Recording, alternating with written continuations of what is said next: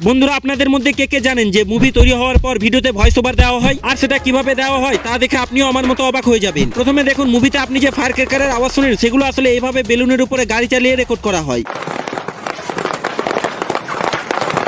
Next, মুভিতে যে আপনি ঘোড়ার পায়ের আওয়াজ শুনেন সেটা আসলে এইরকম পাথর দিয়ে তৈরি করা হয়।